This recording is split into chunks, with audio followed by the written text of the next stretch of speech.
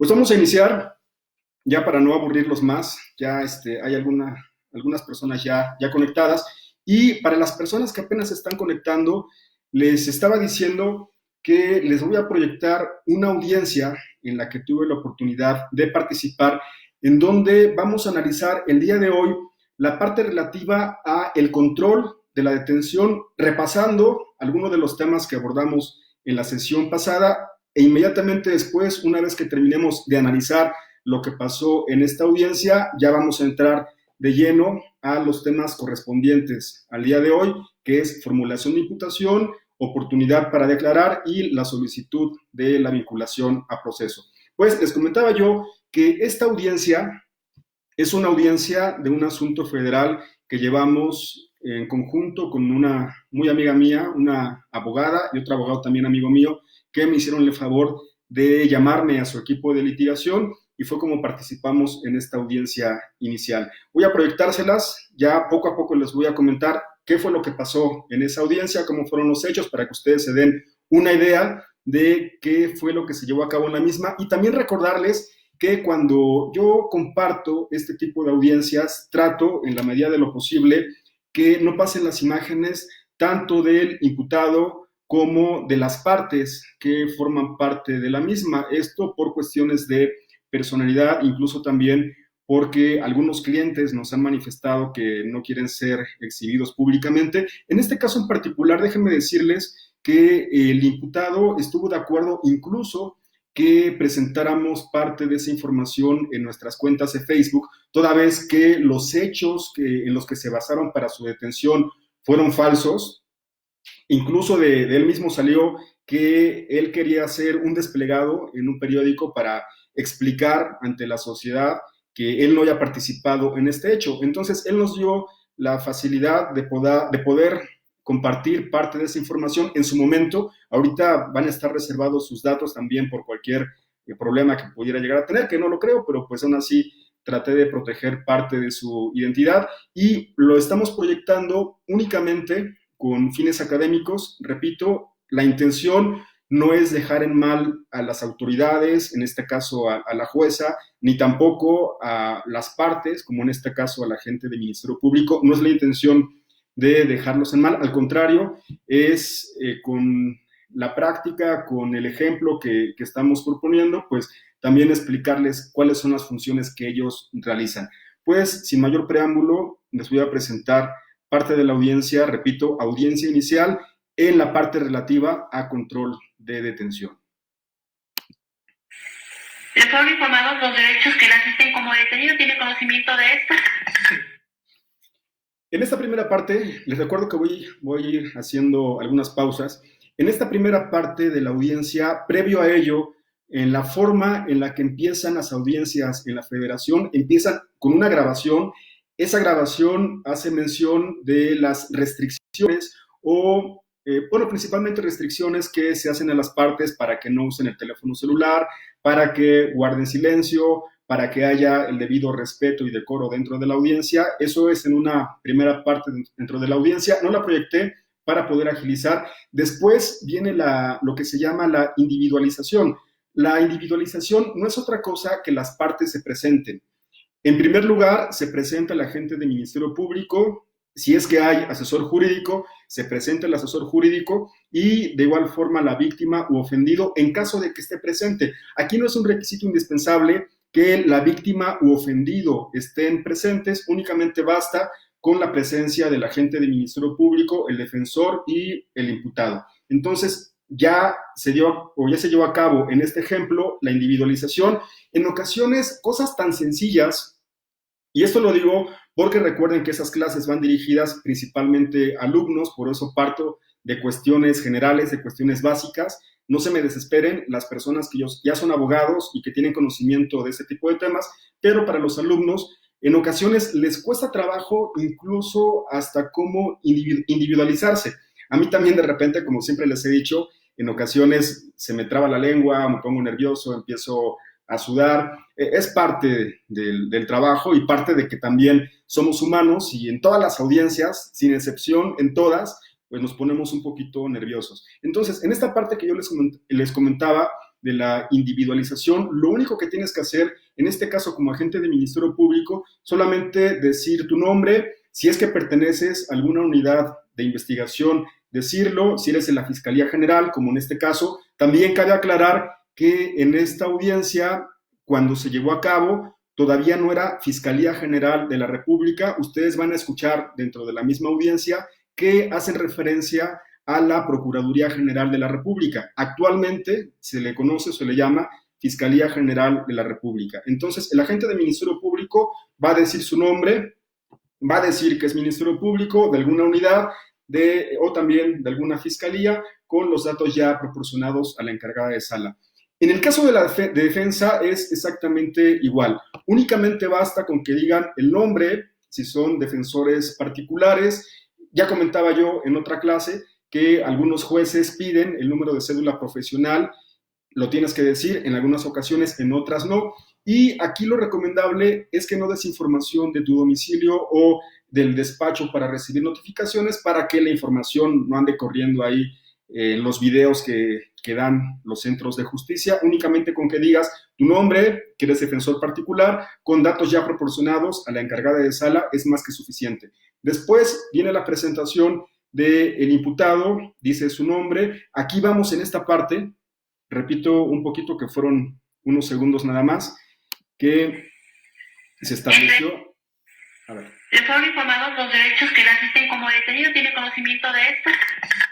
Hasta esa parte vamos. En esta audiencia ya se le preguntó el nombre al imputado, incluso también se le preguntó su edad, y en este momento le hicieron la pregunta si le dieron a conocer sus derechos dentro o antes de que se llevara a cabo la audiencia. Vamos a repetirlo nuevamente para que lo puedan escuchar bien. ¿Le fueron informados los derechos que le asisten como detenido? ¿Tiene conocimiento de esto? Acá es muy importante que tomen en consideración, ya lo dijimos cuando hablamos de la audiencia de control de detención, que no es una razón suficiente el hecho de que la policía que los llegó a detener, el agente de Ministerio Público o incluso el mismo defensor no le haya explicado sus derechos o no se los hayan dado a conocer. Ya mencionábamos en la clase pasada que no es una razón suficiente para que se decrete de ilegal la detención, porque si así hubiera sido el caso, la jueza de control tenía la obligación en ese momento de explicarle cuáles son sus derechos y por lo tanto no habría una vulneración de derechos fundamentales en contra de la persona imputada, porque en ese momento el juez de control ya se los haría de su conocimiento e incluso también le preguntaría si los entendió. Por eso la recomendación que yo daba en la clase anterior es que en el trato que tienen ustedes como defensores con sus clientes o en este caso con la persona detenida, le expliquen cuáles son sus derechos y también que ellos se los expliquen a su vez a ustedes, porque les contaba en la sesión pasada que hay ocasiones que los jueces de control, a propósito también, y siento que está bien que lo hagan así, le llegan a preguntar al imputado qué fue lo que entendió respecto a sus derechos. Por lo tanto, es importante que ustedes como defensores se los expliquen porque les pueden hacer un apercibimiento por no llevar a cabo de forma debida la función como defensores. Bueno, eso fue la primera parte donde le preguntan si fue informado de sus derechos. Él dijo que sí, porque recordemos que en ese asunto yo estoy nombrado como defensor y previamente ya le había explicado cuáles eran sus derechos y las partes en las que se dividía la audiencia o las preguntas también que le iban a formular. Continuamos con la audiencia. Entre esos derechos, de acuerdo a lo que pone la Constitución, usted cuenta con el derecho a una defensa adecuada a través de un abogado. Si usted no pudiera, no quisiera nombrar, esta autoridad tendría que designarle un defensor público federal. Abierto a su lado está un defensor particular. Pregunto, ¿a quién nombra como su defensor? A mi defensor particular. Recordemos también que con esta parte que se presentó en la audiencia, el artículo 20 constitucional establece como uno de los derechos del imputado que pueda tener una defensa técnica y adecuada. El hecho de que sea una defensa adecuada, ya lo dijo la jueza de control, consiste en que tenga un abogado titulado, pero también, aunque no lo mencionó que tuviera conocimientos en la parte técnica, lo técnico tiene que ver con aquello que sabe un defensor respecto al sistema penal acusatorio. Y acá es muy importante porque muchos alumnos llegan a pensar que para poder litigar en el área penal se requiere estar certificado. No es así. Ustedes ya acaban de escuchar que únicamente nos preguntan a nosotros como abogados, es lo que va a preguntar ahorita más adelante, si aceptamos y protestamos el cargo, pero no se nos requiere que tengamos una certificación como tal, porque incluso hay abogados que llegan a pensar que se requieren ese tipo de certificaciones para poder litigar. No es así.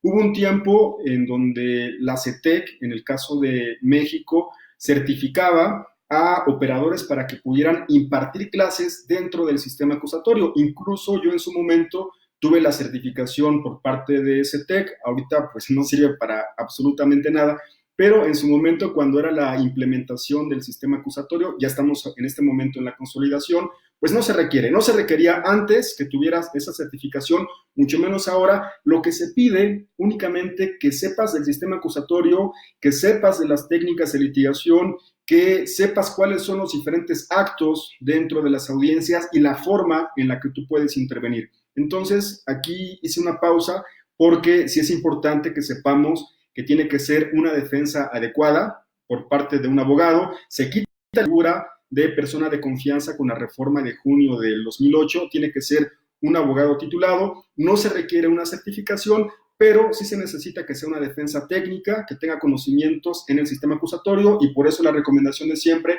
que estudien, que se capaciten, que practiquen, que hagan simulaciones para poder intervenir en este tipo de audiencias. Entonces, en este momento le preguntó al imputado que si es su deseo que nombre a un defensor particular o que nombre a un defensor público.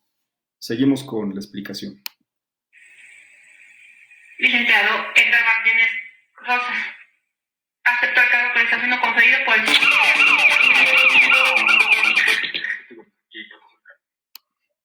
Bueno, para las personas que apenas es la primera vez que ven estas clases, cuando les he proyectado este tipo de audiencias, pongo un poco de sonido para que no se escuche el nombre de las personas, en este caso el nombre del imputado, o algún dato que considero importante para poder identificarlo. Eso que escucharon como ruido es solamente porque le preguntó al imputado con su nombre que si era su deseo que me nombraran a mí como defensor. Me preguntó la jueza de control que si yo aceptaba y protestaba el cargo. Lo que dije es que sí. Entonces, ya vamos viendo cómo es que se lleva a cabo en la práctica este tipo de audiencias. Continuamos. ¿El defensor tiene conocimiento de las obligaciones que le impone el artículo 117 del Código Nacional de Procedimientos Penales? Muy bien. Hago una pausa porque les comentaba yo, retomando parte de los temas que les acabo de mencionar, no se requiere que tengas una certificación en sistema acusatorio para poder intervenir en este tipo de asuntos, pero sí se necesita que tengas conocimiento, y parte de esos conocimientos es saber cuáles son tus obligaciones como defensor y que se encuentran contempladas en el Código Nacional de Procedimientos Penales. En ese momento, la jueza no te va a pedir una constancia y que tú le digas, mira, yo participé en esta maestría o en esta especialización o tengo doctorado. Aquí los doctorados, las maestrías, las especializaciones, los cursos, todo valen para nada, porque lo que vale en este tipo de audiencias es lo que tengas acá y lo que argumentes en la misma. Entonces, ahí solamente lo que pregunta la jueza es si sabes de las obligaciones que establece el Código Nacional. Lo que respondí es que sí. Repito, no se requieren certificaciones, únicamente que sepas cuáles son tus obligaciones. Se entrevistó en privado con el fotógrafo entera. Aquí hago una pausa porque recuerden que en clases anteriores les manifesté o les expliqué que es un derecho que tiene el imputado que se pueda entrevistar con su defensor. En este caso, tuvimos una entrevista previa en la delegación de lo que antes era la PGR, ahora Fiscalía General de la República. Tuvimos una entrevista con él y en esa entrevista nos mencionó que respecto a la detención eran hechos completamente diferentes a los que manifestaba la policía en el parte informativo. Me estoy adelantando un poquito, pero para que sepan qué tan importante es que previamente a la audiencia te hayas entrevistado con el imputado. Recordemos también que de forma genérica se le puede llamar imputado, aunque todavía no se le ha formulado imputación, pero el Código Nacional permite que lo podamos llamar así en cualquier etapa del procedimiento penal. Entonces, es importante que te entrevistes con él para saber cuál es la versión o cuáles fueron las circunstancias de tiempo, lugar y modo que la persona que representas en su versión o en su conocimiento sabe, para que sobre eso tú puedas hacer o llevar a cabo actos de investigación, planear o plantear una teoría del caso, que ya dijimos también en la sesión pasada que no estamos obligados a tener una teoría del caso para ese momento procesal, pero por lo menos en caso de que llegaras a tener una defensa activa, como fue el caso de esta audiencia, puedas tener toda la información para llevar a cabo tu trabajo como defensor. Entonces, ahí me preguntaron si yo había tenido una entrevista previa con el imputado, manifesté que sí. También se nos pregunta que si nosotros tuvimos acceso a la carpeta de investigación y que si pudimos interponernos de la misma. Aquí lo que respondí es que sí, también. ¿Tienes la carpeta de investigación? Sí. Bueno, que más que interponernos es imponernos de la carpeta de investigación. Sus datos personales a la señorita auxiliar de sala. Le pregunto si requiere que estos sean reservados o bien que sean públicos. Reservados, señoría. También Les recuerdo que a las personas que apenas se están conectando, que este tipo de audiencias forman parte de las que he participado como defensor particular, y si bien es cierto, ahorita se le preguntó al imputado que si sus datos sean públicos o privados, ahí manifestó que fueran privados. En forma posterior, él me dijo que podía dar información respecto a su asunto cuando fue esa audiencia, ya hace algunos años. Y también les recuerdo que la transmisión de ese tipo de audiencias son con fines académicos, también resguardando la identidad y los datos de las personas, así como un número de causa y datos que los puedan identificar. ¿A través de qué medio requiere que le sean notificadas las determinaciones que se tomen por parte de esta autoridad, o bien por el Centro de Justicia de la Inscripción? Puede ser en un domicilio que sea en San Andrés Cholula o en Puebla capital. También podría ser a través de un teléfono, no tiene usted, o bien en el domicilio de su defensor particular, si quiere consultarlo con su defensor. Les comentaba yo en la clase pasada que pueden parecer cuestiones básicas, sin embargo, este tipo de datos o actos sí son muy importantes, porque yo como recomendación les diría que respecto al domicilio que proporcione el imputado para poder ser notificado, ya sea el domicilio o el medio, porque también puede autorizar que se notifique a través de teléfono, correo electrónico. Yo les sugiero, esto va para los defensores o los alumnos que quieran ser defensores, que le recomienden al imputado que sea a través del defensor, porque en el caso de que le notifiquen a él directamente y no lo encuentren o no conteste, ya sea que no responda a las llamadas telefónicas o que no se haya enterado de algún correo electrónico, pues puede dar motivo para que más adelante, al no estar notificado, puede que no se presente a una audiencia y esto después traiga como consecuencia que se le pueda declarar sustraído de la acción de la justicia. Entonces, tengan mucho cuidado, que como recomendación yo les pido que de preferencia digan que sea a través del abogado, pero también no pasa nada si en este caso el imputado llega a decir que a través de su número telefónico o de un correo electrónico o su domicilio, pero les repito, puede caber la posibilidad que no lo encuentren y al no presentarse a las audiencias pudiera declararse sustraído de la acción de la justicia. Únicamente se los digo como consejo. A domicilio de mi defensor.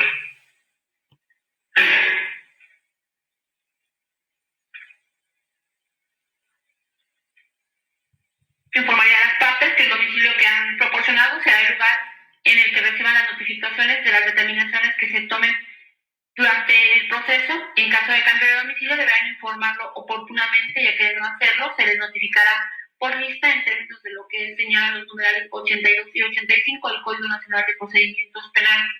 Asimismo, su conocimiento que si usted se ausenta del domicilio que ha proporcionado a la señorita auxiliar de sala, es como si me lo hubiera manifestado a mí, sin dar aviso a este órgano jurisdiccional, se le puede considerar sustraído de la acción de la justicia y dictarse una orden de aprehensión en su contra en términos de lo que señala el numeral 141 del Código Nacional de Procedimientos Penales.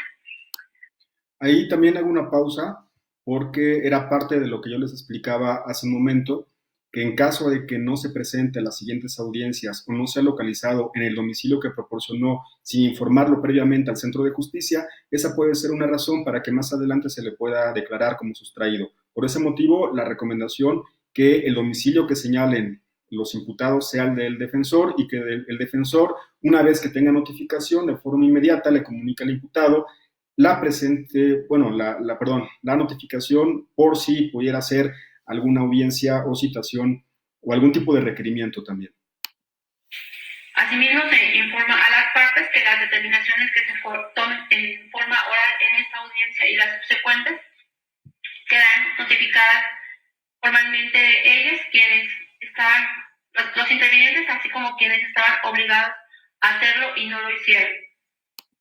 Les repito que son cuestiones básicas, pero estos consejos van para aquellas personas que son alumnos. Y acá lo que está comentando la jueza, y así pasa en las audiencias, no hay necesidad que cuando una vez que se dicta un acuerdo, ese acuerdo se pase por escrito y sea a través del notificador que se nos pueda dar la misma, sino que al momento de la audiencia, una vez que ellos, como jueces de control, dictan los acuerdos, en ese momento nos damos por notificados. Es parte de lo que está explicando también para que lo tomen en cuenta y no esperen a que les llegue la notificación, sino que en ese momento, como es una audiencia que se rige bajo los principios de inmediación, estamos presentes en la misma, escuchamos las próximas citaciones o lo que se resuelve en la misma, por eso no hay necesidad de que se nos notifique después mediante algún notificador. Esto en términos de lo que mandata el numeral 63 de la Ley Procesal de la Materia. ¿Ministerio Público, alguna petición? Sí, señoría, solicita que control de detención. Esta fiscalía solicita que se decrete delegado de conformidad con lo establecido por el artículo 146 en su fracción primera del Código Nacional de Procedimientos Penales.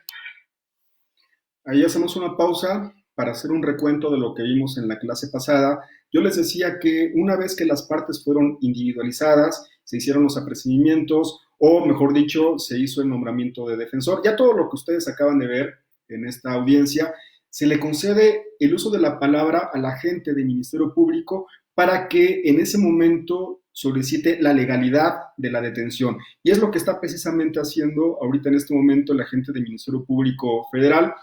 También en la clase pasada yo les comentaba que vas a ser agente del Ministerio Público. Al momento de exponer la detención, tienes que decir bajo qué causal o bajo qué fracción, mejor dicho, del artículo 146 basas el supuesto de flagrancia. Ustedes acaban de escuchar que el agente del Ministerio Público invocó lo que establece el artículo 146 en su fracción primera del Código Nacional de Procedimientos Penales. Es decir, que la detención fue al momento de haberse cometido el hecho que la ley señala como delito. Es parte de lo que establece la fracción primera y bajo ese supuesto está solicitando que se decrete de legal la detención.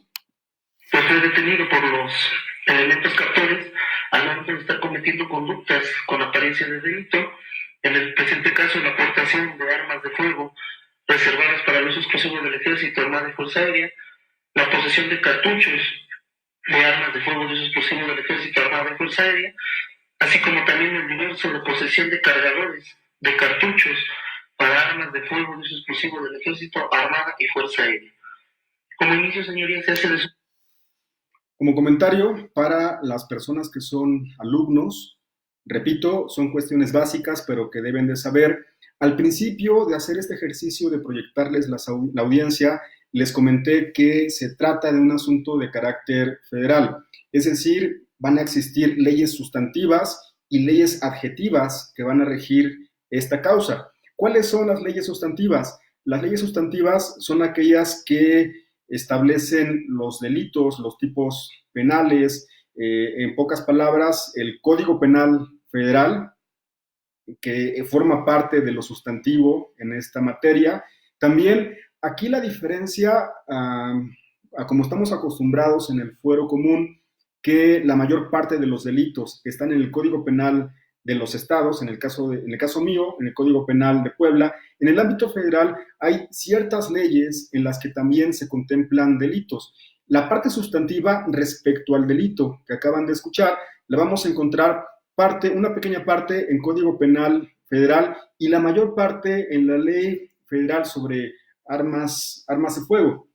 Entonces, aquí son leyes federales en la parte sustantiva y en la parte procesal lo que va a regir es el Código Nacional de Procedimientos Penales, ya sea en el ámbito del fuero común o en el fuero federal. Estamos ahorita en el fuero federal, entonces va a regir la Ley Federal sobre Armas de Fuego y en la parte procesal el Código Nacional de Procedimientos Penales. Ya escuchamos que la persona fue detenida por un hecho que la ley señala como delito de portación de arma de fuego de uso exclusivo del ejército. No fue nada más un hecho, sino que también se le estaba acusando, formulando acusación en forma posterior de posesión de cartuchos. También, ahorita me parece que fueron 3 delitos, ahorita vamos a escucharlos, pero son, repito, dentro del ámbito federal.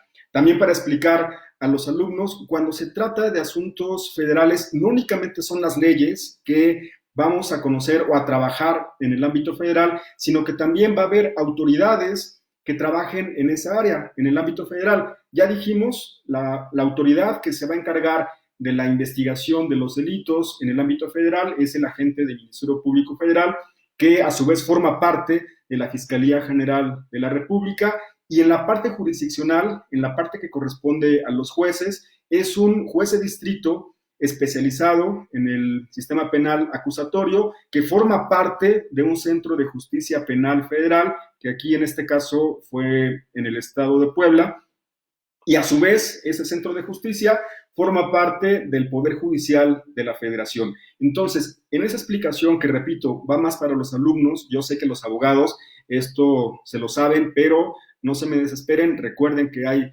alumnos que apenas están empezando en el área jurídica. Ya explicamos que va a haber leyes federales y también autoridades federales que van a conocer de este tipo de asuntos. Por ese motivo, quien está llevando a cabo la audiencia en este momento es un Ministerio Público Federal y una jueza de control especializada en el sistema penal acusatorio en el ámbito federal.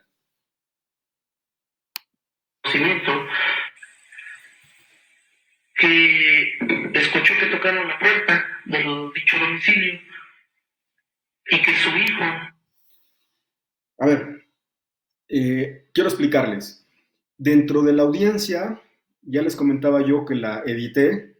En esa edición que yo hice, omití la parte relativa a la explicación que da el agente del Ministerio Público de circunstancias, de tiempo, lugar y modo de cómo fue la detención, porque pues ahí nombra a mi representado, aparte establece el lugar de donde fueron los hechos y para protección de las personas, por eso omití esa parte, pero sí quiero explicarles más o menos cómo fue la detención. Va a ser muy breve y espero que me pueda explicar de cómo fue la detención. Pues más o menos fue así. No voy a decir en qué día ni en qué lugar, únicamente las circunstancias de modo de cómo se desarrolló la detención. Vamos a imaginar que este dispositivo es un vehículo, es una camioneta, que esa camioneta iba circulando por una calle de terracería y que dentro de la misma, quien iba manejándola era mi cliente, la persona que está sentada junto a mí, él iba manejándola. Resulta que según el dicho de los policías, repito, esta es la versión de los policías, esta persona iba en la camioneta en una calle de terracería e iba zigzagueando y a los policías que iban enfrente se iban a topar frente a la camioneta. Se les hizo extraño que la camioneta fuera zigzagueando y aparte de que la misma iba con vidrios polarizados. Entonces, como vieron que iba en esta forma la camioneta, aparte era de noche, si no mal recuerdo, esa detención, según el dicho de los policías, fue aproximadamente a las 11 de la noche, espero no equivocarme, y que por la hora, el lugar y la forma en la que iba manejando, aparte de que iba con vidrios polarizados, le hacen o le piden que se detenga. Una vez que se detienen, se acercan los policías hacia la camioneta, se acercan a la parte del conductor y le piden por favor que se identifique, y al momento que ellos tienen ese contacto visible con la persona que iba manejando, ven que a un costado, perdón, en la parte de atrás del asiento del conductor, habían al parecer lo que eran unas armas, y le preguntan respecto a las mismas, le preguntan también si pueden hacer una revisión a la camioneta, a lo que él accede, hacen la revisión, encuentran armas largas, encuentran cartuchos, parte de los objetos que se le encontraron en ese momento, y a grandes rasgos, más o menos así, fue la versión que dan los policías. Espero haberme explicado para que lo tomen en consideración y vean más adelante cómo es que se desarrolla la audiencia, porque les dije en un principio que al entrevistarme con mi representado me da una versión completamente diferente a la que les acabo de explicar. Se los dije para que lo tengan como antecedente, y aquí en la parte del video, una vez que la gente del Ministerio Público explicó la parte fáctica, es decir, la parte de los hechos en circunstancias de tiempo, lugar y modo de la detención, también hizo referencia de la parte probatoria, en donde invocó datos de prueba con los que contaba para poder justificar la detención, que haciendo un recuento de la clase pasada, les decía que parte de ese material probatorio puede ser el informe policial homologado, el parte informativo, la cadena de custodia o el registro de cadena de custodia, si hubo alguna inspección, todas las investigaciones o los actos de investigación que haya hecho la policía al momento de la detención le sirven a la gente del Ministerio Público para invocarlos en la parte de la audiencia de control de detención, y que sirvan para reforzar la parte fáctica a la cual ya hizo referencia. Entonces, agente del Ministerio Público hace mención de la parte jurídica, artículo 146, fracción primera, hace mención de la parte fáctica, que son circunstancias de tiempo, lugar y modo de la detención, y la parte probatoria, que son la invocación de datos de prueba para poder justificar la parte fáctica. Eso fue lo que dijo en un primer momento el agente del Ministerio Público. Lo edité, no lo van a escuchar, pero sí, ya en la última parte, él hace mención que independientemente de que ya había invocado los datos de prueba respecto a la detención, bajo los principios de lealtad y objetividad, él menciona algunos actos de investigación que hizo la misma policía ministerial, y prefiero que lo escuchen para que se den una idea de la información que los mismos policías federales llegaron a recabar, y con esto poder justificar la versión del imputado. Escúchenla y ahorita lo explico. Subí las escaleras hacia la azotea para ver quién tocaba. Que bajando por las escaleras, me refiero que bajaban por las escaleras 4 personas del sexo masculino, vestidas de civil, que les gritaban que se tiraran al piso, es decir, que les apuntaban con pistolas, armas cortas, que ingresaron a los cuartos para revisarlos. Para que no se me confundan, esta entrevista la dijo el agente del Ministerio Público, que los policías ministeriales federales hicieron a la mamá de mi representado, y ella mencionó cómo fue realmente la detención. Solamente hice una pausa, una explicación, para que no se me confundan. Está invocando una entrevista que hicieron los policías a la mamá de mi representado, donde hace mención de hechos distintos a los que ya hizo referencia la policía en su parte informativa. Que había más gente, los cuales también ingresaron al domicilio, que escuchó que venía, que le decían que entregara las armas, que lo sacaron al patio, y que como aproximadamente a los 5 minutos salió a la calle y observó que la camioneta no estaba, por lo que cerró la puerta. También refirió que las armas que fueron aseguradas eran propiedad de su esposo, y que tuvo muchos problemas en el pueblo y las cuales temía por su integridad física. Esta entrevista fue realizada. Bueno, hacemos una pausa. En esa parte ya acabó el agente del Ministerio Público y de hecho no fue una sola entrevista la que hicieron los policías ministeriales donde entrevistaron de forma inmediata a familiares de mi representado y que daban una versión completamente distinta, sino que entrevistan a la mamá de mi representado y también entrevistaron, si no mal recuerdo, a un tío, alguna persona muy cercana a él. Antes de seguir con la explicación de la audiencia, quiero leer algunos comentarios muy rápido para que también, si alguna persona no me va entendiendo, pues ahorita es el momento de poder hacer una explicación de los temas que vamos abordando hasta este momento. Me escribe Rinconcito de Lala, dice, ¿de dónde sos? Pues soy de México, de Puebla, no sé de dónde sea Rinconcito de Lala, pero le mando un cordial saludo. Pregunta Alejandro Ruiz, Lick, interrumpe mucho el video y no deja escuchar para sacar conclusiones. Alejandro Ruiz tiene razón, voy a tratar de no interrumpirlo tanto, pero les recuerdo que estos videos, Alejandro, o estas clases van dirigidas principalmente a alumnos. Por esa razón llego a poner algunas pausas para explicarle a ellos. Yo supongo que Alejandro Ruiz ya es abogado, es lo que me imagino, pero recuerden que las clases van dirigidas a alumnos de licenciatura. Por esa razón, Alejandro, es que hago las pausas para ir explicando punto por punto lo que se lleva a cabo dentro de una audiencia. Por eso les comentaba, no te me desesperes, porque ya aprovecho también para decir que más adelante voy a hacer algunos talleres dirigidos únicamente para abogados. Esos ya van a ser con costo. Estoy planeando apenas cómo realizarlos y espero que también puedas participar en ellos. Dice Javier Ferrera, ¿por medio de quién lo transmitió o quiénes lo vieron? No lo entendí, espero que me pueda explicar un poquito más. Dice Francisco Javier Martínez, de la ciudad de Puebla, México. Isela Ramírez, buenas noches, saludos desde Coatzacoalcos. Saludos, Isela, excelente exposición. Mario Luis, saludos. Rafael Flores dice, ofrecer abrir en la audiencia la grabación contenida en Face y lo hace un perito en informática. A ver, repito la pregunta. Dice, ofrecer abrir en la audiencia la grabación contenida en Face y lo hace un perito en informática. No le entendí a Rafael, si me puede explicar un poquito más su pregunta, por favor. Después dice Alma Noriega, licenciado, para vincular a proceso es necesario mencionar la tipicidad. No me quiero adelantar, esto va para Alma Noriega. Les recuerdo que en la siguiente parte de la clase vamos a hablar sobre la vinculación. Si en caso de que no sé tiempo, vamos a responder esta pregunta. Si no, por favor, les pido que en la continuación entremos de lleno a lo que es la vinculación a proceso.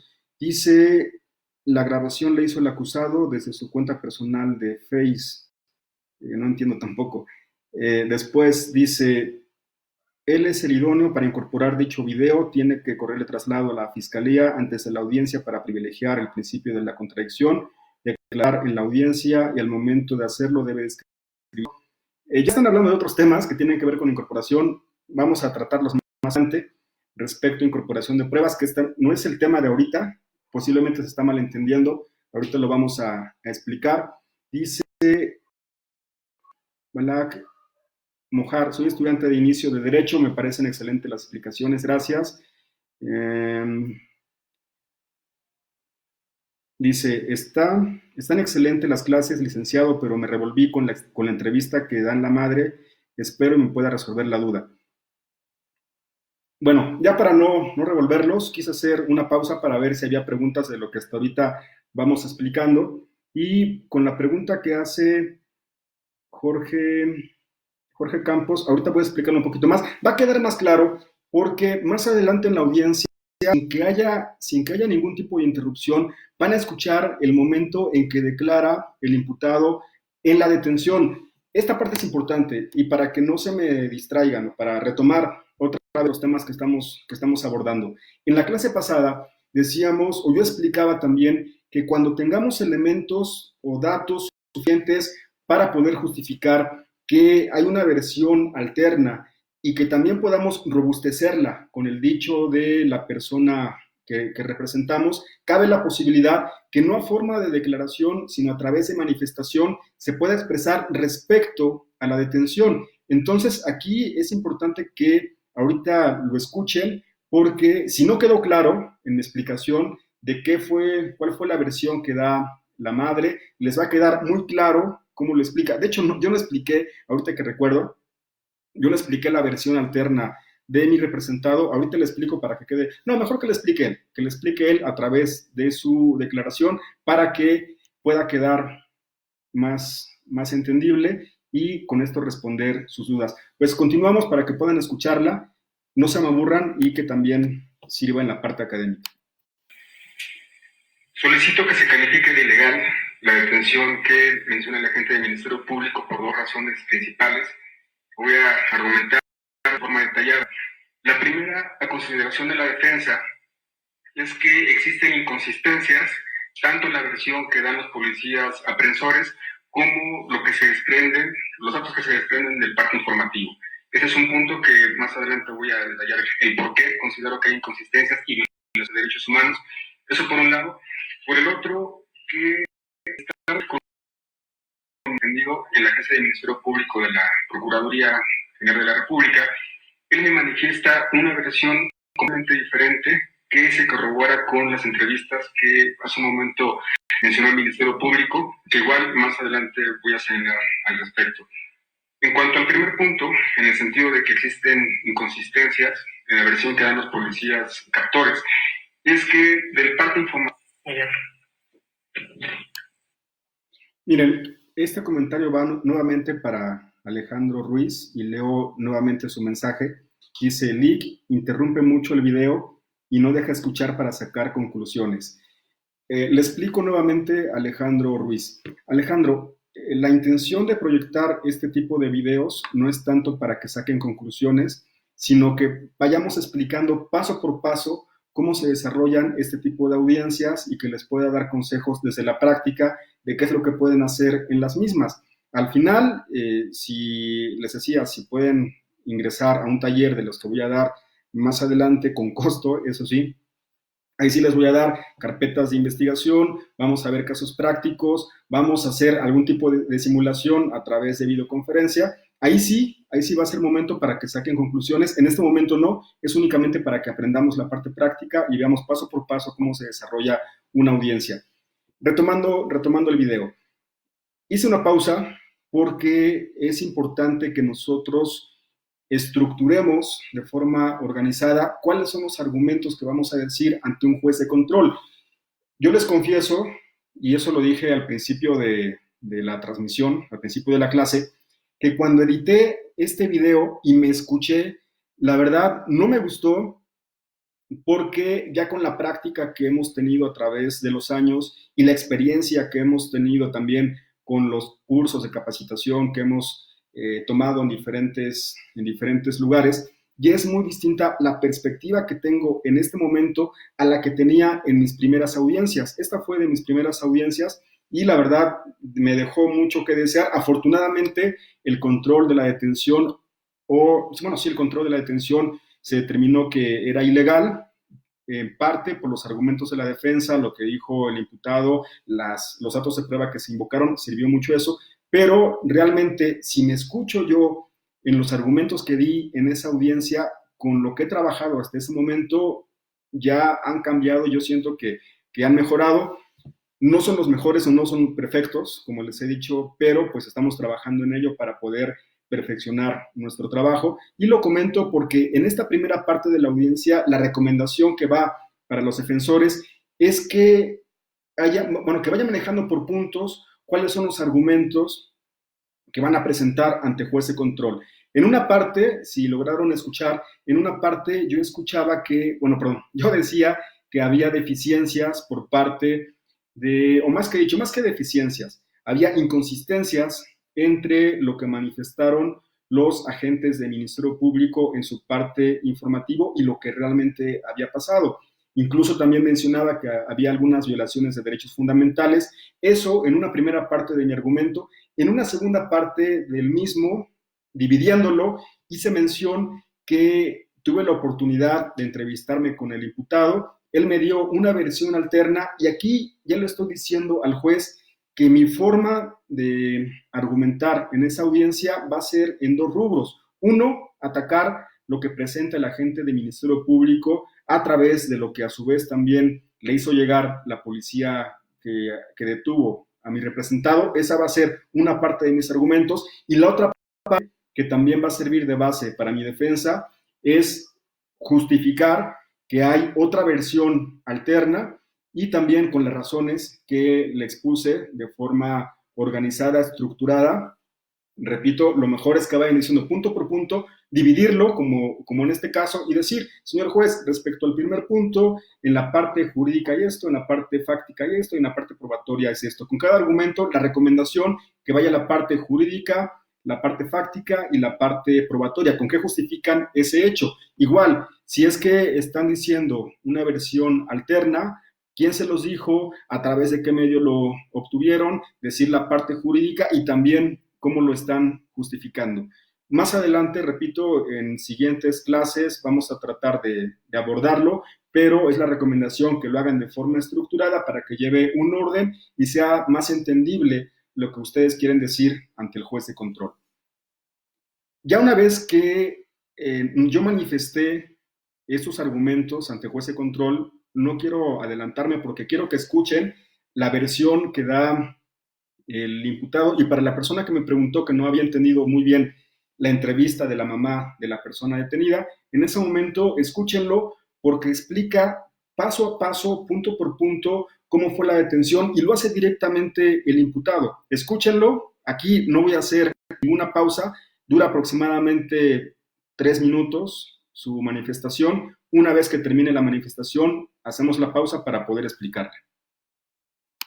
Esto de aquí, esta es la calle.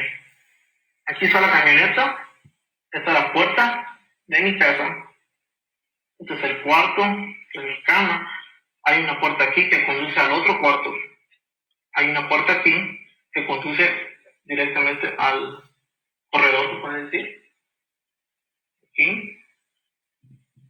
Estoy durmiendo aquí, de repente escucho un ruido muy fuerte y veo los hombres entrar por aquí.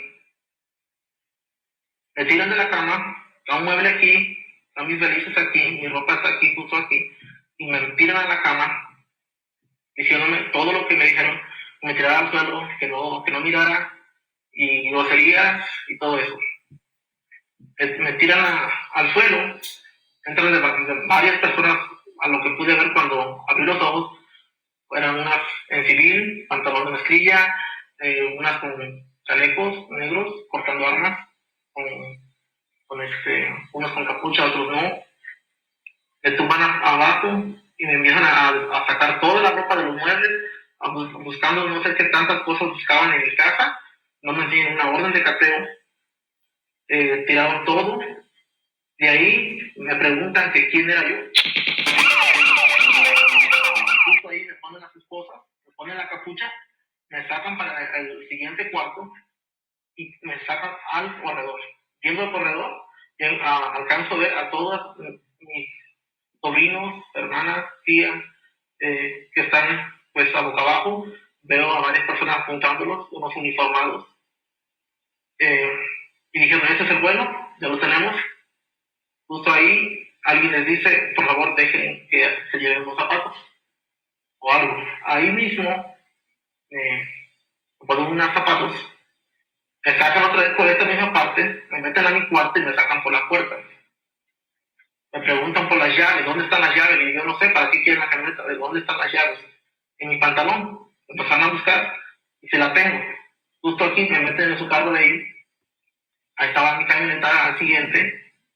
Y de ahí solamente escuché que arrancaron, dimos vuelta y más adelante fue donde realmente se pararon menos de un minuto, abrieron puertas, salieron varios y escuché que se pararon para otro lado. Justo ahí, pero esto es la calle, esta es la barranca, no quedó la de mi casa, esta es la calle.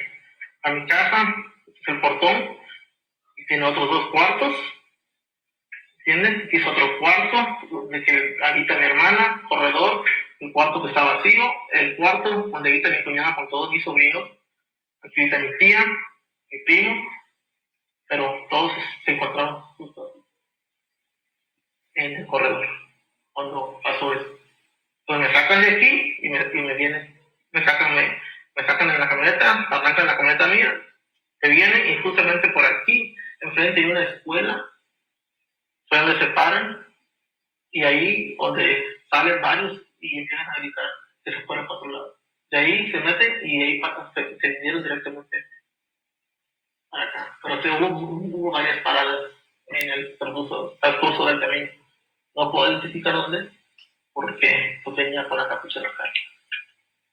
Pero fue aquí en mi cama, mi mueble, mi ropa y la puerta de la calle. Se meten por aquí, me encuentran aquí, me tiran, me preguntan quién soy, doy mi nombre y mi esposa me dice, ese es el bueno, me sacan por aquí al corredor. Ahí me ponen mis zapatos y me agachan otra vez insultándome, me meten aquí y me llevan.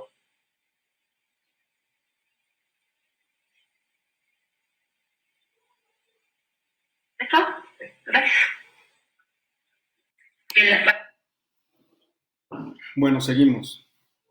Antes de explicar lo que dijo el imputado, le quiero pedir por favor a Rafael Flores, que nos está viendo y es una persona que continuamente participa dentro de las clases. Rafael, un favor, yo te voy a pedir, al igual que otra persona que me habló sobre la vinculación, que los temas que no tengan que ver con la detención nos esperemos cuando los abordemos, porque, por ejemplo, Rafael Flores ya me está hablando sobre medidas de restricción, medidas cautelares, ya por ahí le están corrigiendo respecto a las diferencias entre unas y otras. Incluso hace mención Héctor Cano respecto a las medidas de protección, que se están equivocando ahí en los términos, y lo hace muy bien Héctor Cano, muchas gracias por la explicación. Pero yo les pediría, para que no nos desviemos, en las preguntas que ustedes vayan a formular y que voy a ir leyendo, de preferencia que sean sobre temas que estamos abordando en este momento. Si quieren preguntar sobre medidas cautelares, medidas de protección, va a haber otras clases que las abordemos. Entonces, ahorita únicamente vamos a hablar no sobre la vinculación en este momento, sino estamos retomando la parte práctica de la detención. Bueno, eso solamente para petición a las personas que me están viendo. Retomando lo que declaró el imputado dentro de la audiencia en la parte de control de detención, yo también les recuerdo que tengan mucho cuidado porque, retomando lo que dijimos en la sesión pasada, en muy pocos casos se va a dar el hecho que los imputados declaren, y mucho menos en la parte relativa a la detención. Por ahí me preguntaban, hay una pregunta que decía, ¿qué hacer si se desechan ese tipo de testimoniales? Como tal, no es una testimonial. El Código Nacional de Procedimientos Penales establece que el imputado en cualquier momento puede declarar, y en cualquier momento también tiene que ver con el control de la detención. Entonces, lo que nosotros hicimos en ese momento en audiencia, una vez que expusimos la parte fáctica, jurídica y probatoria respecto a los argumentos que estaba manifestando la gente del Ministerio Público, pedimos la oportunidad para que el imputado de propia voz dijera cuál fue la versión únicamente respecto a la detención. Aquí, consejos que les puedo dar ya conforme a la práctica. En esa ocasión lo hicimos de esa manera. Primero fue la exposición por parte de la defensa y ya después pedimos la oportunidad para que manifestara el imputado respecto a la detención, pero la recomendación, ya con los años de práctica, la recomendación es que si van a hacer declarar a su cliente, ya sea en la detención o una vez formulada la imputación dentro del término constitucional, ahorita lo vamos a explicar más adelante, sea en una parte o en otra, primero háganlo, pero en primer lugar, mejor dicho, en primer lugar que declare, porque una vez que nosotros como abogados dijimos esta parte jurídica fáctica, es decir, los hechos y lo probatorio, de cierta forma estamos contaminando a nuestro cliente para que manifieste conforme a nosotros estamos diciendo las cosas. Espero haber sido claro. ya con los años de práctica, cuando en algunas ocasiones yo como defensor he hecho declarar a los imputados, lo hago siempre en primer lugar ellos y después ya vienen mis argumentos en la parte jurídica, fáctica y probatoria. En esta ocasión lo hice de forma a la inversa, les decía, era de mis primeras audiencias, con la práctica, la recomendación. Ahora, yo lo que les digo es que primero que argumenten ellos si van a manifestar, si van a hacer manifestación en la detención o si van a declarar después de formulada la imputación, primero que lo hagan ellos y después entran ustedes con los argumentos para debatir ya sea la detención o la vinculación. Esto, repito, para que no se contamine nuestro cliente y pues el juez vea que él se desenvuelve de forma más natural, sin conocimientos previos de cuál es nuestra teoría del caso. Eso solamente como recomendación, espero haber sido claro en este punto.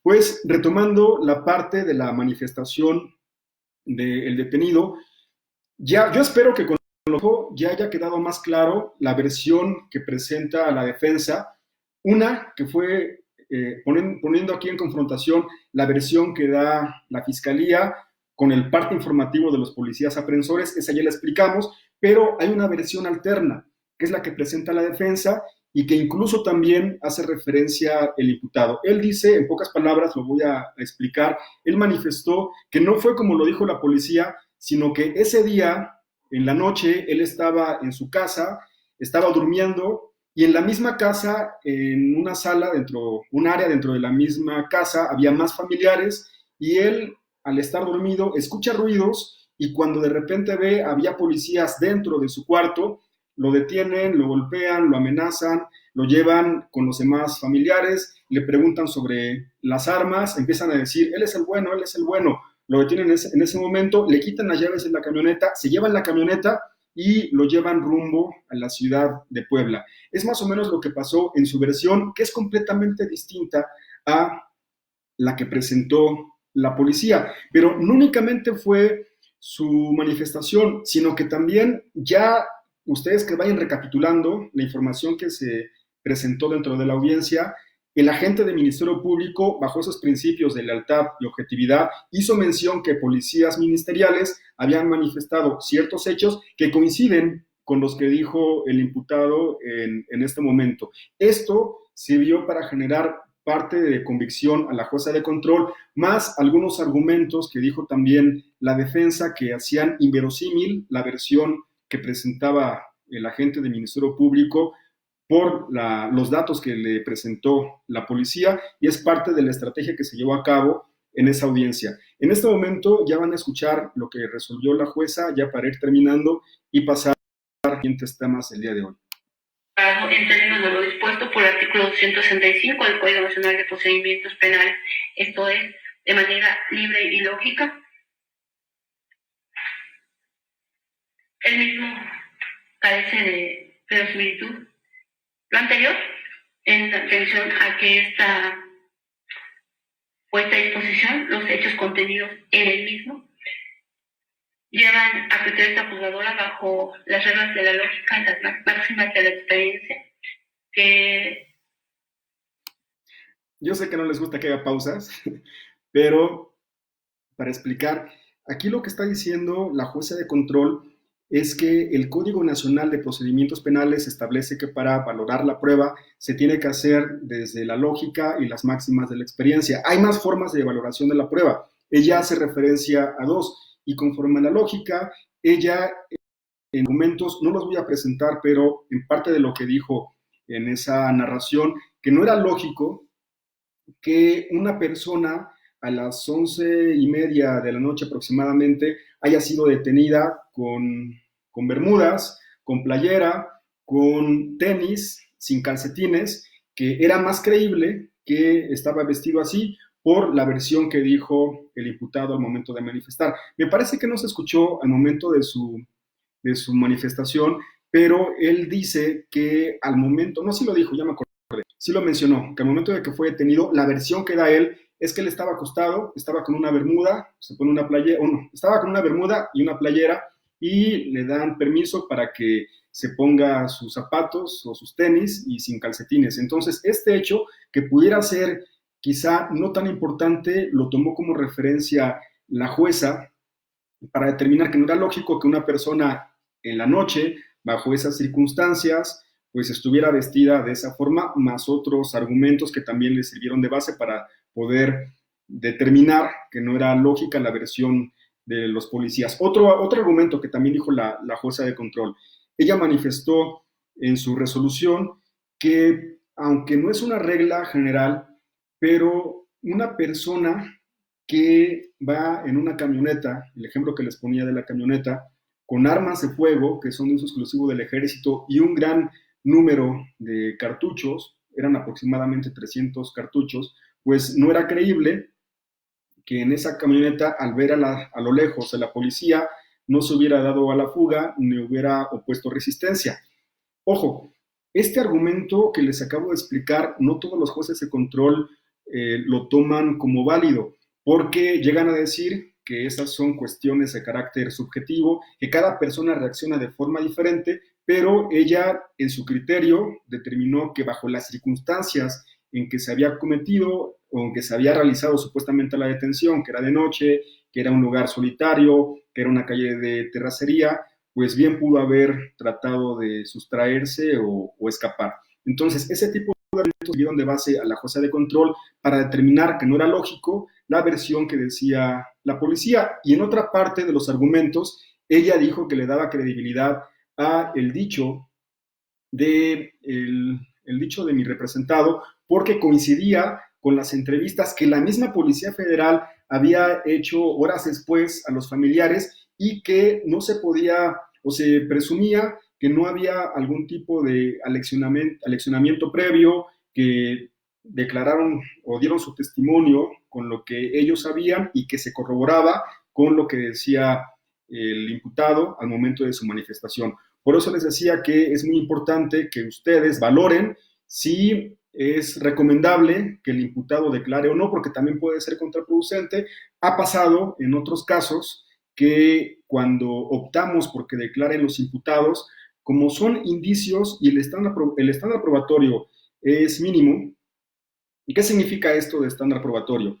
Que se requieren de mínimos indicios para que un juez pueda llegar a decretar ya sea una detención como legal o una vinculación a proceso. Entonces, es muy arriesgado que nosotros declaremos o hagamos declarar a nuestros clientes porque él ya dijo que estaba ese día en su casa, que lo detuvieron los policías y por lo menos de forma indiciaria hay elementos para determinar que cabe la posibilidad que sí fue detenido como lo dijo la policía. Entonces tengan mucho cuidado. En esa ocasión, pues afortunadamente teníamos datos de prueba para justificar que la versión que daba nuestro representado era la real y no la que dijo la policía. Por lo tanto, esos argumentos sirvieron de base para que la jueza de control determinara que era ilegal la detención.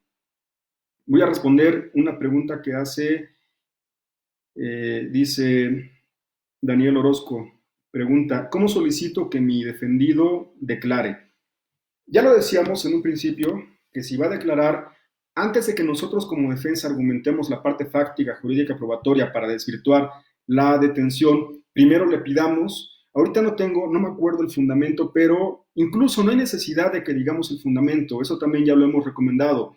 La intención del sistema acusatorio es la desformalización, que sea más práctico, sin tanto tecnicismo. Entonces, lo que se puede hacer, señoría, con fundamento, si quieres decir el fundamento, con fundamento ante el artículo del Código Nacional de Procedimientos Penales, me entrevisté con el imputado y es su deseo que en este momento declare o que manifieste únicamente respecto a la detención. Por lo tanto, solicito que se le dé esa oportunidad.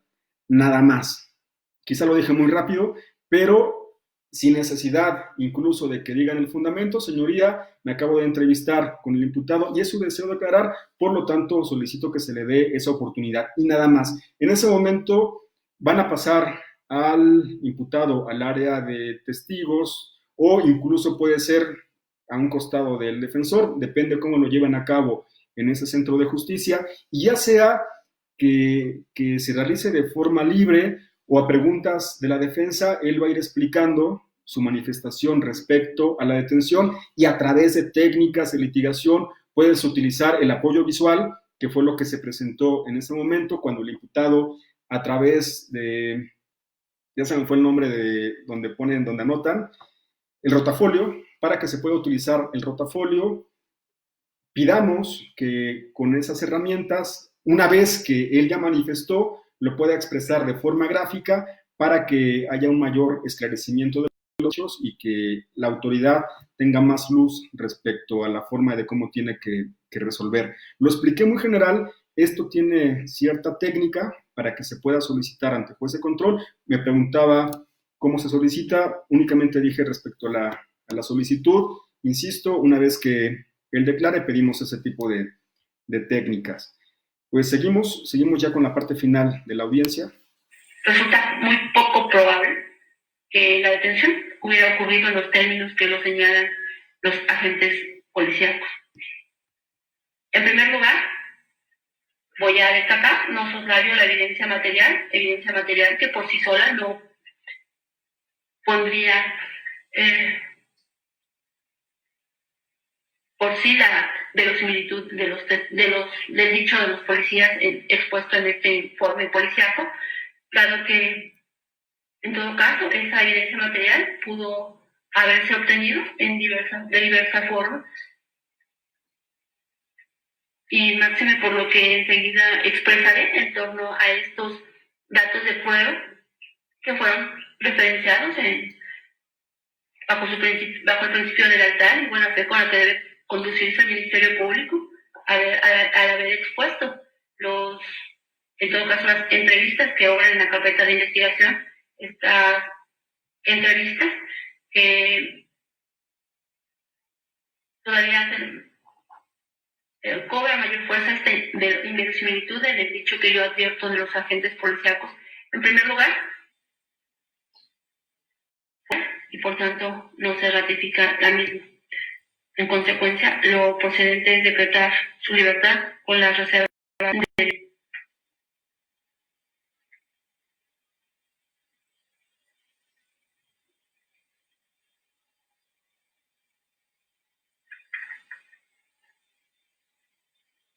Ministerio Público. ¿Alguna petición? Sí, señor, solicito sensibilidad de una fecha y hora para formulación de imputación de persona en libertad. ¿Le fueron informados? Bueno, también comentarles que la parte de la resolución de la jueza fue editada, solamente escucharon la primera y última parte. Ella hace una narración de las dos versiones, la que presenta el agente del Ministerio Público, hace mención de los diferentes datos de prueba que son insuficientes para determinar que es legal la detención, incluso menciona que es inverosímil la versión que dan los policías en su parte informativo. Por otro lado, también se hace cargo de los argumentos que presenta la defensa, de los datos de prueba con los que se cuenta y que el mismo agente del Ministerio Público, bajo los principios de objetividad y buena fe, él mismo invocó ante el juez de control, donde se robustece con la declaración que da el imputado dentro de la parte de la detención, y no como declaración, corrijo, sino únicamente como manifestación respecto a la detención. Para ir cerrando con las preguntas respecto a este tema, nos dice Javier Farrera, dice, hay que evaluar muy bien la declaración del imputado porque de hacerlo y no resultar favorable, la teoría del caso ya se dibujó desde ese momento. Sí, concuerdo con Javier, y lo comentamos en la sesión pasada, de un 100% de asuntos va a ser menos de un 5% en los que tú como defensor optes porque tu representado declare. Es muy arriesgado, ya lo decíamos Javier en otras sesiones, porque si no tienes elementos probatorios suficientes para poder justificar tu teoría del caso, ya estás mostrando las cartas a la gente del Ministerio Público. Y en la sesión pasada decíamos que era como una especie de juego de cartas, donde tú le muestras lo que tienes a la gente del Ministerio Público, ya vio tus cartas, ya vio cuál va a ser tu estrategia, ya escuchó las eficiencias, y ha pasado también, he de confesarlo, ha sucedido alguna ocasión que optamos porque declarara el imputado, que echamos toda la carne al asador, y ya cuando fue la etapa intermedia, pues el agente del Ministerio Público había subsanado todos aquellos errores u omisiones que había tenido en la audiencia inicial y había perfeccionado su trabajo, porque nosotros lo hicimos ver en la audiencia inicial. Por eso concuerdo con lo que dice Javier, hay que tener mucho cuidado, esto es muy arriesgado, por eso ponía el ejemplo de que es como un juego, y es un juego en el que te arriesgas, dices, tengo estas cartas, siento que voy a ganar, me atrevo, lo hago, y afortunadamente en esta audiencia, al atrevernos, logramos que la detención fuera ilegal. Cada asunto es diferente, la recomendación que en la mayor parte de asuntos no lo hagan, salvo que tengan datos de pruebas suficientes que puedan invocar ante juez de control y con esto lograr la ilegalidad de una detención o una no vinculación a proceso. Pues espero que haya quedado claro. Ya, perdón, para terminar, de lo último que argumenta la gente del Ministerio Público, toda vez que la detención ya se determinó que era ilegal, él solicitó que se señale día y hora para formulación de imputación. Acá es muy importante y también quiero explicarlo, porque el hecho de que un juez de control determine que la detención es ilegal, eso no significa que hasta ahí ya termine el asunto. Cabe la posibilidad, como fue en este caso, que el agente del Ministerio Público pida día y hora para formulación de imputación y fue lo que pasó.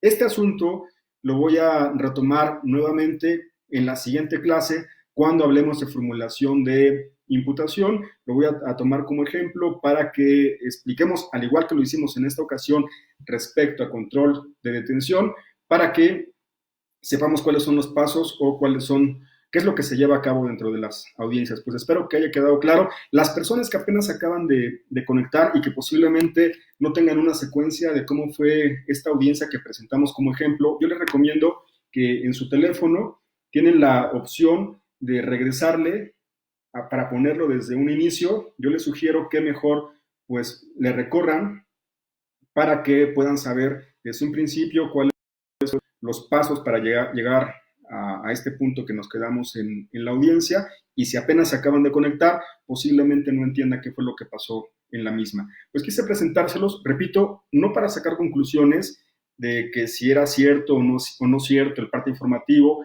sino para explicar cuáles son los pasos que se llevan a cabo dentro de el control de la detención.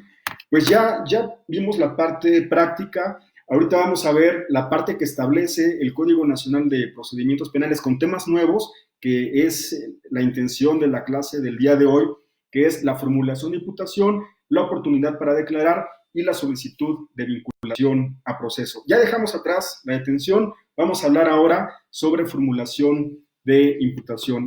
Voy a explicarlo rápido también para que no se me aburran. Y también aprovecho, antes de explicar, para pedirles que quienes me están viendo todavía, que compartan este video. No les cuesta nada. Aquí en la parte de abajo en su teléfono está la parte de compartir, para que lleguen más personas que estén interesadas en ese tipo de temas, y también para aquellos abogados que quieran hacer equipo de litigación, que me puedan conocer, para que yo espero que en el futuro podamos llevar asuntos en diferentes partes de la República, como así lo he trabajado en los años que tengo de experiencia en la materia penal.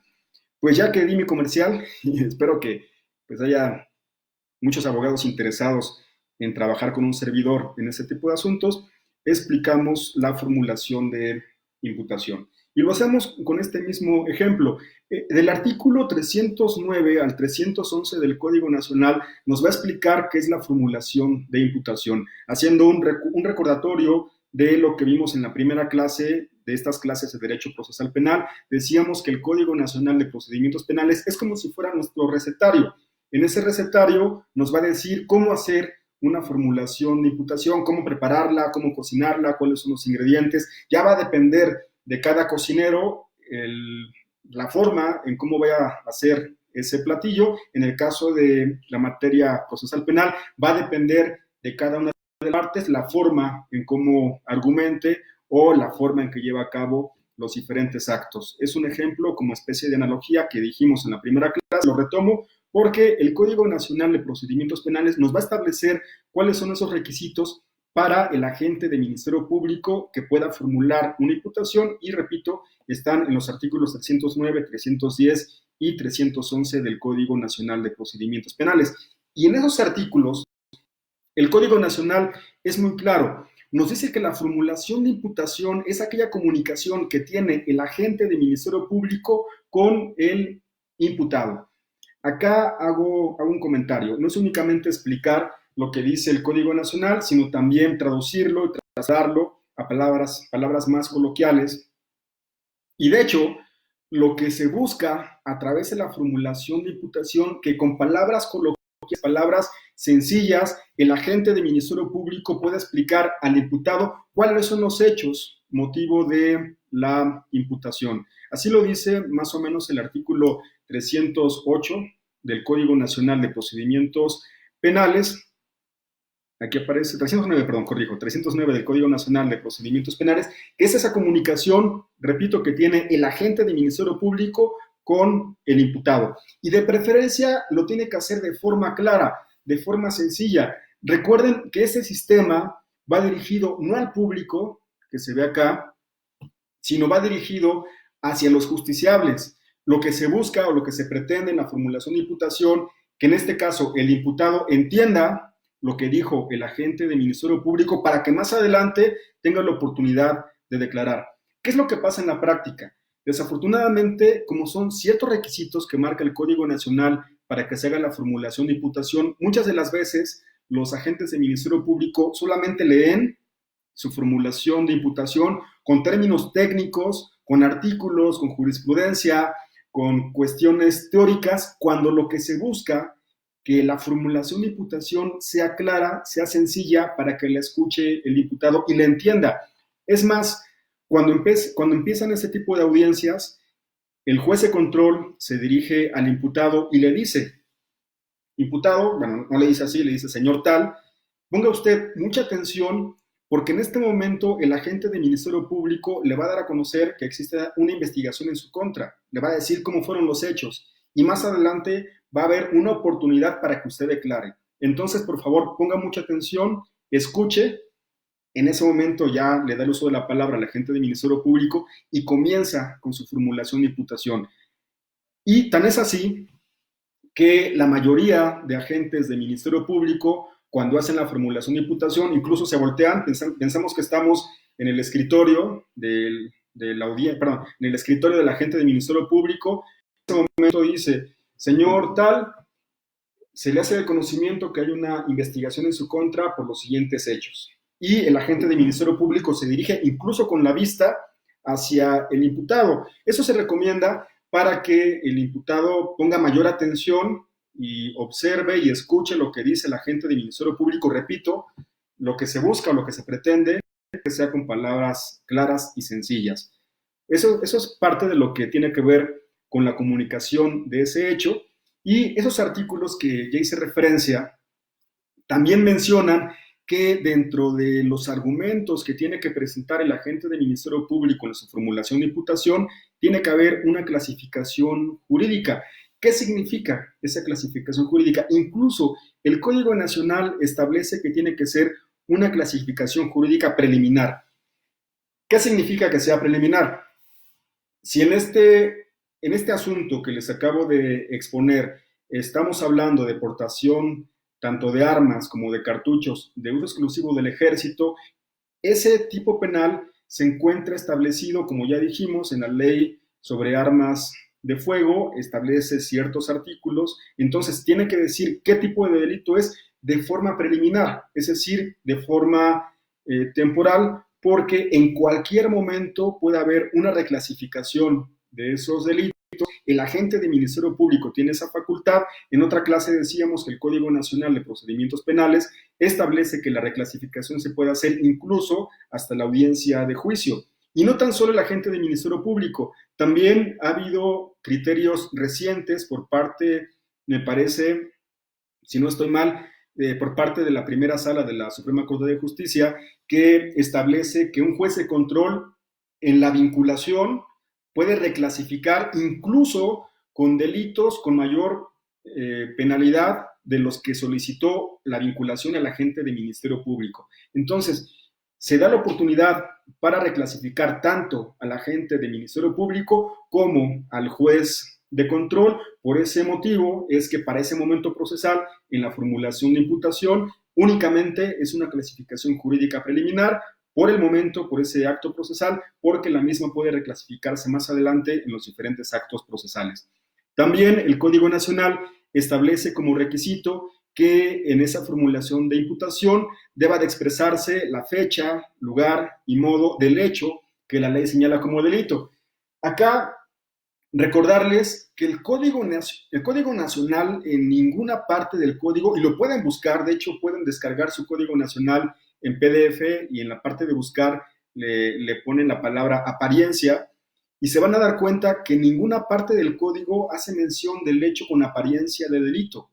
El Código Nacional hace mención del hecho que la ley señala como delito. Entonces, el agente del Ministerio Público debe expresar la fecha, lugar y modo del hecho que la ley señala como delito. Acá en este caso ya dijimos que es un delito federal, ya hablamos también de la clasificación jurídica. De igual forma, tiene que establecer en esa formulación la forma de intervención y la persona que lo está acusando. Es decir, tiene que decir si esta persona actuó como autor directo, autor material. También tiene que decir en esa formulación de imputación si lo hizo con dolo, si lo hizo con culpa. Es parte de los requisitos que establece el Código Nacional.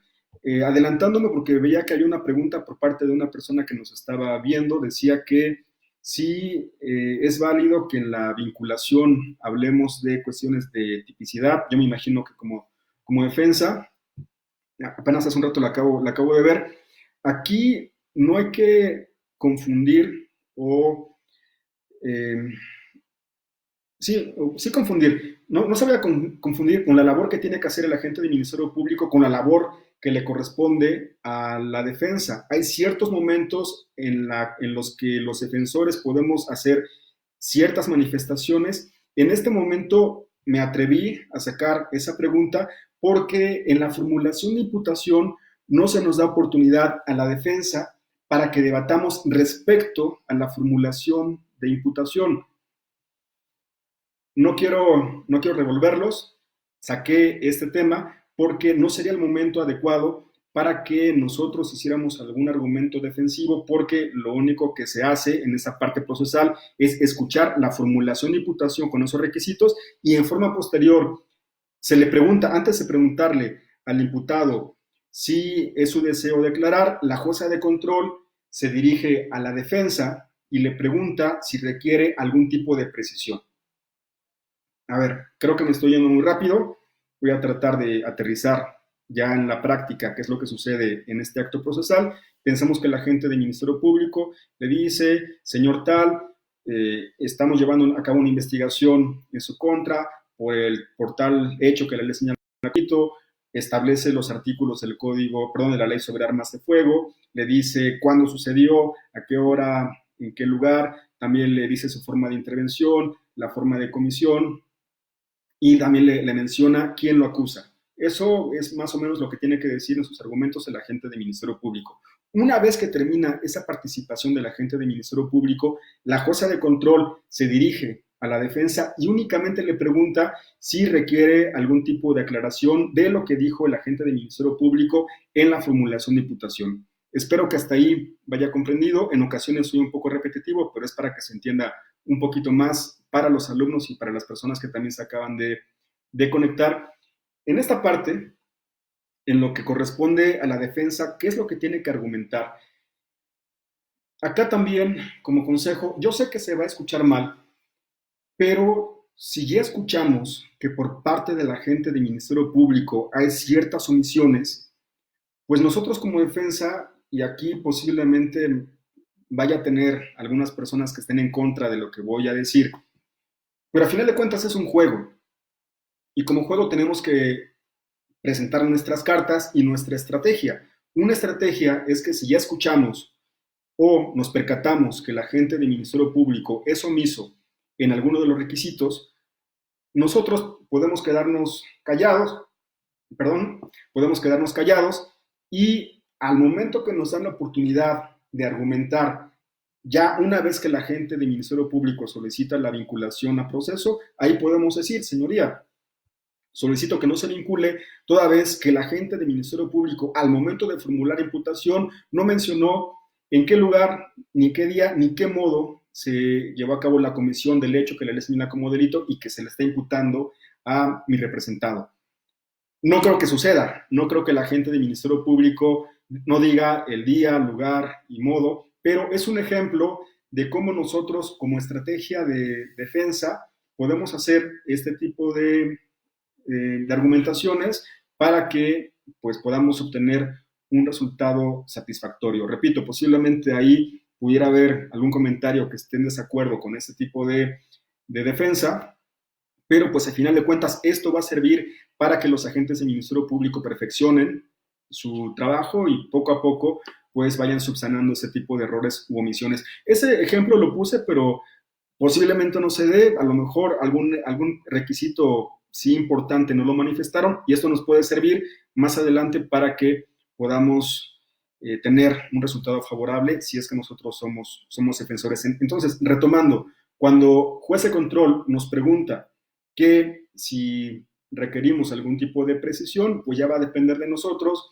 si en parte de la estrategia que especifique quizá la clasificación jurídica exacta o que no dijo cuál fue su forma de intervención. Y en ocasiones, sí es importante también que lo diga, en ocasiones sí es importante que pidamos ese tipo de información que no dijo la gente del Ministerio Público, porque si nos da una clasificación jurídica diferente, pensemos un delito con mayor pena que se le pudiera llegar a imponer, pues sí es importante que nosotros como defensores vayamos tomando nota y verifiquemos que el hecho que la ley señala como delito corresponde exactamente a lo que establece la norma penal respecto a ese tipo penal, porque también puede ser contraproducente. Puede llegar a suceder, entonces sí hay que tomar nota cuando por estrategia pensemos que no es necesario pedir algún tipo de aclaración o precisión, no lo hacemos, o si va en perjuicio de nuestro representado o por estrategia, sí pedir alguna pregunta, por ejemplo, respecto a algún hecho, si yo quiero que el juez de control escuche que hay un punto importante en la narración que dijo el agente del Ministerio Público, le puedo preguntar o puedo decir, sí señor juez, requiero una precisión, requiero que me diga a qué distancia aproximada se encontraba el imputado del testigo. Es un ejemplo. Bueno, si es que hizo mención de algún testigo o si es que no sé, en qué tiempo llegó la policía al lugar de los hechos. Son ejemplos, porque con ese tipo de preguntas el juez de control se puede percatar algún dato importante que nosotros como defensa quisiéramos que el juez escuchara. Eso también puede ser como estrategia para que se ponga mayor atención en algún punto que consideramos importante de la formulación de imputación. Entonces, una vez hecha la formulación de imputación, ya se le da la oportunidad a declarar al imputado, esto en términos del artículo 312 del Código Nacional de Procedimientos Penales, y también aquí, para no repetir, les doy los mismos consejos que les di en las manifestaciones que hace el imputado para la detención. Va a depender mucho la estrategia, va a depender mucho los datos de prueba que vayas a invocar dentro de la vinculación a proceso, va a depender mucho de, no sé, de muchas circunstancias, incluso también por acá decía, me parece que Javier Barrera también mencionaba que qué tan importante o qué tan arriesgado puede ser, porque si nosotros no preparamos bien al imputado para que declare, todo lo que pueda decir puede ser utilizado en su contra. Aquí sirve para explicar un poquito más a detalle y que ustedes tomen en cuenta qué se tiene que hacer para cuando una persona declare. El juez de control le va a hacer manifestaciones al imputado y le va a decir, una vez que usted escuchó la formulación de imputación, es un derecho que usted tiene de declarar, pero se le advierte que lo que diga puede ser utilizado en su contra. En caso de que no declare, esto no le va a perjudicar para su defensa. Pregúntelo con su abogado. Y en ese momento, nosotros como defensores nos acercamos al imputado, ya previamente nos pusimos de acuerdo y le podemos decir, acá hay de dos sopas.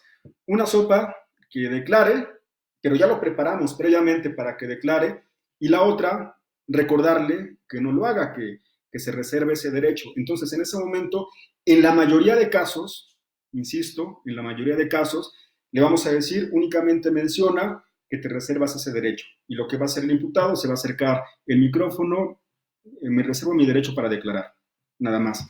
Pero si optamos para que declare en este momento procesal, ya no va a ser respecto a la detención, sino va a ser respecto al hecho que la ley señala como delito. Tenga mucho cuidado porque tenemos que prepararlo. Aquí también aprovecho para hacer una diferencia entre prepararlo y aleccionarlo. Yo lo que siempre recomiendo es solamente prepararlo, no aleccionarlo, porque aleccionarlo se puede prestar a que él diga cosas que no son ciertas. Lo que vamos a hacer es únicamente prepararlo con lo que él nos dijo en la entrevista y con la información que nosotros tenemos previamente a la audiencia. Nosotros vamos a entrevistarnos con él y escucharlo, decirle cómo vas a declarar y de lo que él diga hacer ciertos ejercicios, ya sea para que él lo diga de forma libre o a través de preguntas de la defensa. Este tipo de técnicas siguen las mismas reglas que se llevan a cabo para los testimonios en juicio, con la salvedad que no está obligado a declarar. Es un derecho que él tiene de no autoincriminarse, por eso no es obligatorio que él declare. Y si declara, si hay algún punto que lo pueda incriminar, no está obligado a declarar, a diferencia de los testigos. Entonces, en esta preparación que nosotros tengamos con nuestro cliente para que declare, vamos a hacer ejercicios, escucharlo, preguntarle. Ya nosotros tenemos que decidir si va a ser de viva voz o a través de las preguntas que nosotros lleguemos a formular y estar preparándolo más o menos del tipo de preguntas que le vamos a realizar y decirle, vas a estar sentado en esta parte, aquí va a estar el juez en muchas de las ocasiones pide que cuando responda lo vea a los ojos y que no vea a las partes o que no vea al defensor. Ese tipo de cosas le vas a explicar y también incluso le puedes adelantar qué tipo de preguntas tú como defensor le vas a realizar y también las posibles preguntas que le pueda formular el agente del Ministerio Público. Prepararlo también significa que una vez que yo haga una pregunta como defensor, cabe la posibilidad que escuche la palabra objeción, y es aquí cuando les decía que sigue las mismas reglas que un testimonio de un juicio, y si escucha la palabra objeción, va a haber bajo el principio de contradicción, van a haber argumentos defensivos o argumentos que ya sea que defiendan la objeción por parte del Ministerio Público o que defendamos también la pregunta en lo que corresponde a la defensa para que ya una vez que hagamos ese pequeño debate, el juez de control determine si califica de legal la pregunta o no y se pueda formular. Entonces, este tipo de consejos lo estoy explicando muy general porque lo vamos a ver con un poquito de mayor detalle en nuestra siguiente clase cuando hablemos de los datos y medios de prueba que se pueden desahogar dentro del término constitucional. Estoy adelantándoles el tema que vamos a abordar en la siguiente clase, pero es una explicación muy general de lo que tiene que suceder previo a una declaración del imputado. Repito, lo dije muy general, pero el consejo principal es preparar al imputado para que declare si es que es nuestro deseo. Va a ser en el menor de los casos, en la mayoría vamos a optar por que no declare, por las razones que ya explicamos, pero esto puede llegar a suceder. Después de eso, una vez que el imputado declaró o se reservó ese derecho, el artículo 313 del Código Nacional de Procedimientos Penales establece que el juez de control le va a preguntar al imputado si es su deseo que se resuelva su situación jurídica en ese momento en el término de 72 horas o 144. Repito, una vez que el imputado declaró o se reservó ese derecho, la jueza o el juez de control le va a preguntar al imputado si es su deseo que en ese momento, en esa misma audiencia, se resuelva esa situación jurídica en el término de 72 horas o 144 horas. Me podrán preguntar quizá algunas de las personas que me están viendo que cuál es el mejor momento para para que se resuelva una situación jurídica. Va a depender del caso en particular. Cada asunto es distinto. Puede que por estrategia tú como defensor le recomiendes al imputado que en ese momento se resuelva la situación jurídica porque ya sea porque tienes los argumentos suficientes para invocar datos de prueba y justificar o pedir una no vinculación, o porque sabes que todo lo tienes en contra y que las 72 o 144 horas no van a ser suficientes para llevar a cabo actos de investigación y aparte no quieres presentar tus pruebas al juez de control, o mejor dicho, no quieres presentar tus cartas, corrijo, no quieres presentar tus cartas al Ministerio Público, por lo tanto haces una defensa pasiva y en ese momento le recomiendas al imputado que se resuelva la situación jurídica, o puede haber la posibilidad que pidas las 72 horas para estudiar más a fondo la carpeta de investigación y de ser posible quizá llevar a cabo algunos actos de investigación, o si requieres más tiempo tanto para el estudio de la carpeta de investigación y para llevar a cabo actos de investigación y terminar de plantear bien tu teoría del caso, porque falta quizá investigar en ciertos lugares, recabar el testimonio de tales personas, llevar a cabo o pedir el apoyo de peritos para ciertos dictámenes, posiblemente requieras el término de 144 horas. Va a depender el caso en particular, va a depender de tu estrategia de defensa, eso va a ser decisión tuya como defensor, el tiempo que le recomiendas al imputado para que se resuelva su situación jurídica. Y ya para ir terminando, una vez que pensemos, sea en el término de 72, corrijo, sea al momento, al término de 72 o las 144 horas, inmediatamente después de que se le preguntó al imputado, dentro de la misma audiencia, el agente del Ministerio Público tiene que hacerse cargo para invocar los datos de prueba con los que justifique dos elementos que se ven acá, dos requisitos. Debe de acreditar la existencia de un hecho que la ley señala como delito y el siguiente elemento, la probabilidad de que el imputado participó o lo cometió. En los argumentos tiene que hacer referencia, repito, a los datos de prueba. ¿Qué pasa en la práctica?